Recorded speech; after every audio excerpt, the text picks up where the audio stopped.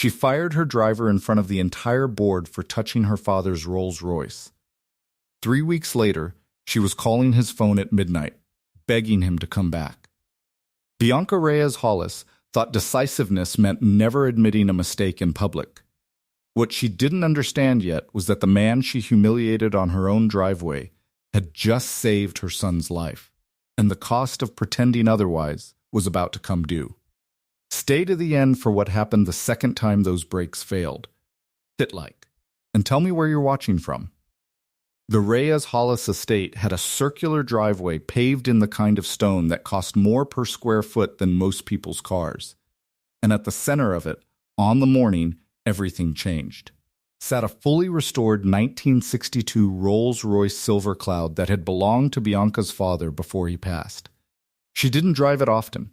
She kept it polished, insured for an amount that made insurance agents visibly nervous, and treated it the way some people treat a shrine: untouchable, sacred, evidence of a version of her life before the company, before the board, before every decision she made had to be defended in a quarterly earnings call. Julian Farrow had been the estate's private driver for 2 years, hired originally to manage Bianca's daily commute logistics and, more specifically, to ferry her 8-year-old son Mateo to and from school with the kind of quiet reliability that let a busy single mother running a public company stop worrying about at least one thing in her day. The morning it happened, Bianca stood near the front steps reviewing board materials on her tablet while Mateo climbed into the back of the Silver Cloud for a rare ride to school in his grandfather's car, a small treat Bianca had promised him the night before after a good report card. Julian was checking the tire pressure on the estate's second vehicle nearby when he heard it. A faint, wrong sound from the Silver Cloud's brake system as it began rolling, unprompted, down the gentle slope of the circular driveway toward the estate's stone gate pillars. Mateo alone inside, too small yet to understand what was happening or how to stop it. Julian didn't think. He ran, wrenched open the driver's door mid-roll, and hauled the wheel hard toward the soft cushion of the estate's boxwood hedge instead of the stone pillars dead ahead. Absorbing the impact himself, bracing the wheel with both hands as the car crunched into greenery instead of granite, Mateo shaken but entirely unhurt in the back seat. Bianca reached the car 40 seconds later, breathless, face white, gathering her son into her arms before she'd even fully processed what had almost happened. It was only once Mateo was safely out, once the adrenaline had nowhere left to go, that her eyes landed on the crumpled front fender of her father's car, on Julian standing beside it, hands still shaking. And something in her, panic looking for somewhere to land, turned into fury instead of gratitude. "You got in my father's car," she said, voice sharp enough to carry across the driveway to where 2 board members had just arrived for a scheduled morning meeting, stepping out of their own vehicles to witness exactly the wrong 5 seconds of the story. "Without permission. You damaged it." "Ma'am, the brakes failed," Julian said. "It was rolling toward the gate pillars with Mateo inside. I didn't have time to ask permission. You could have called for help." "You could have."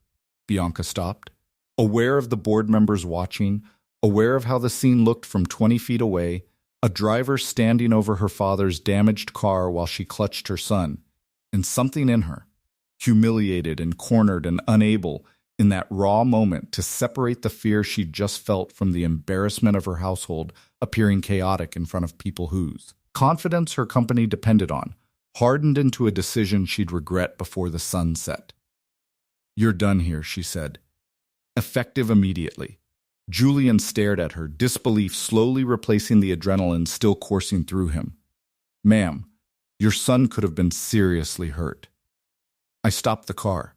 "You damaged an irreplaceable vehicle without authorization," Bianca said, voice tight and controlled now, performing composure for her board members even as her hands still trembled faintly at her sides.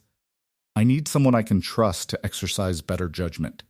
Please collect your things." Julian didn't argue further.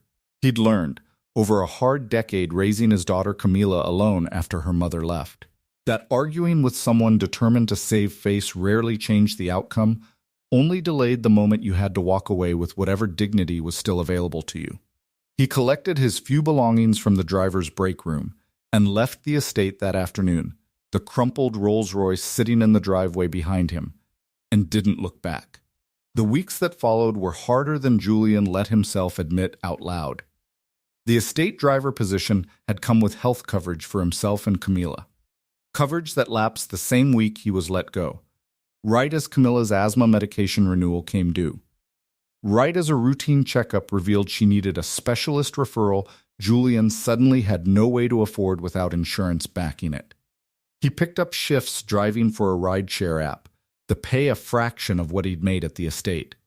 The hours long enough that he missed Camilla's school pickup more often than he wanted to, relying on a patchwork of favors from neighbors to fill the gap.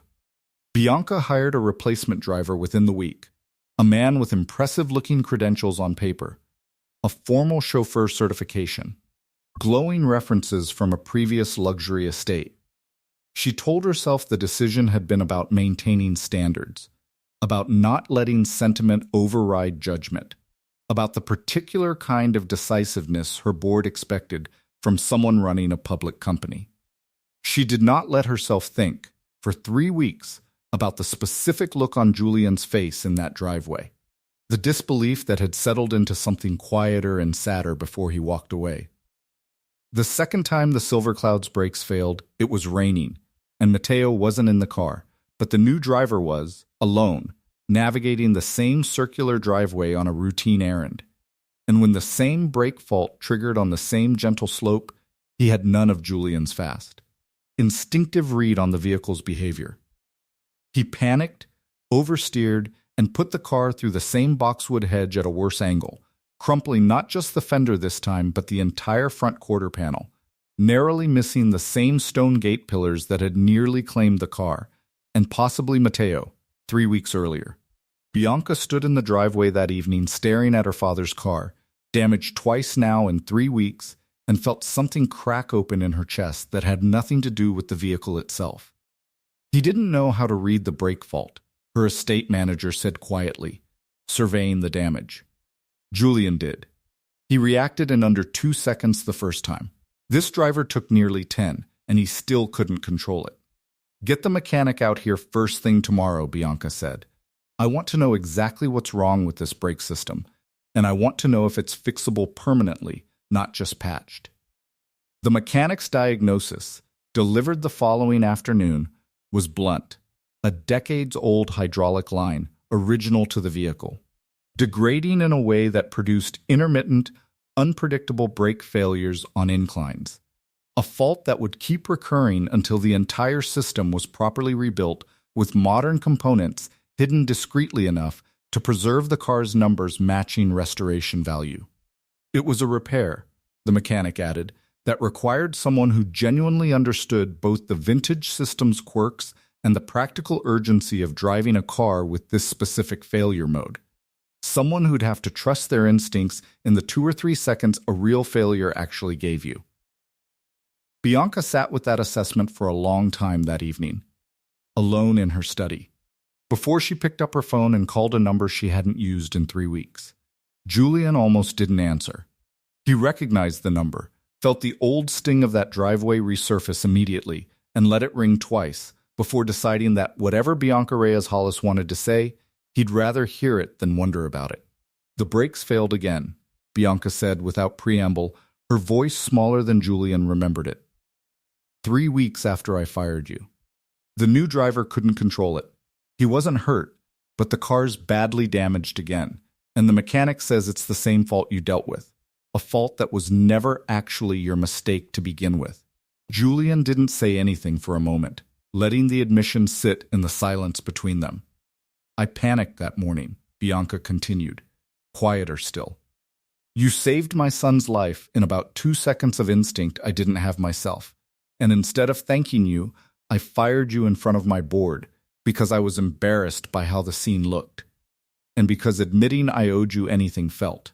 In that moment, like admitting I wasn't fully in control of my own household. That was never fair to you, and I've known it for 3 weeks, and been too proud to call until tonight. I lost my insurance the week you let me go, Julian said, his voice level but honest.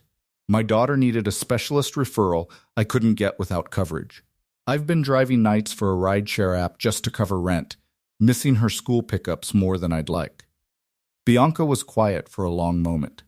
I want to reinstate your position, she said finally.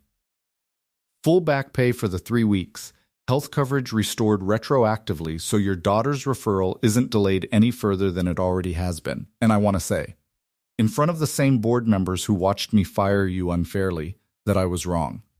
You don't have to do the board part, Julian said. I know I don't have to, Bianca said. But you did the hard part in 2 seconds on instinct, in front of people whose opinion mattered to me more than it should have that morning. The least I can do is spend 30 seconds correcting the record in front of the same audience. The following week, in a scheduled board meeting, Bianca opened with an unscheduled item. 3 weeks ago, I made a decision I need to publicly correct, she said, Julian standing quietly near the back of the room at her invitation. Julian Farrow saved my son's life during a brake failure I initially treated as a disciplinary matter instead of the emergency response it actually was.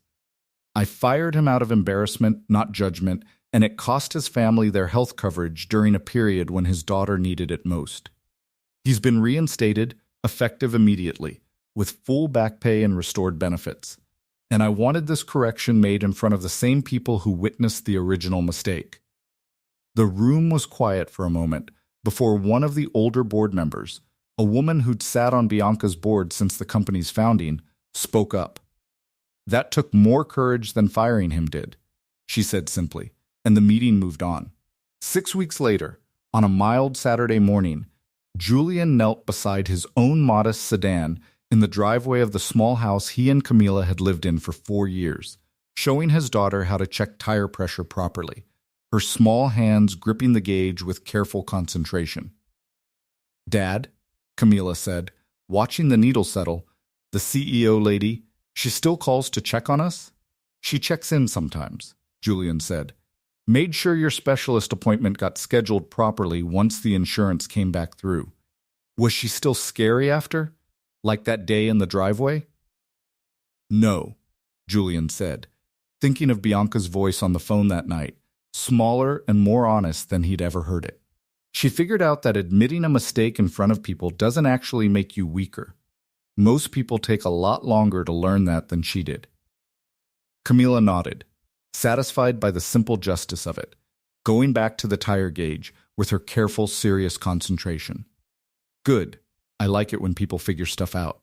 Yeah, Julian said, watching the morning light settle warm across their quiet driveway, feeling something ease in his chest that had been tight since the moment he'd walked away from the estate 3 weeks earlier. Me too. He checked the gauge reading once more alongside his daughter. Ordinary and unremarkable and, after everything, entirely enough.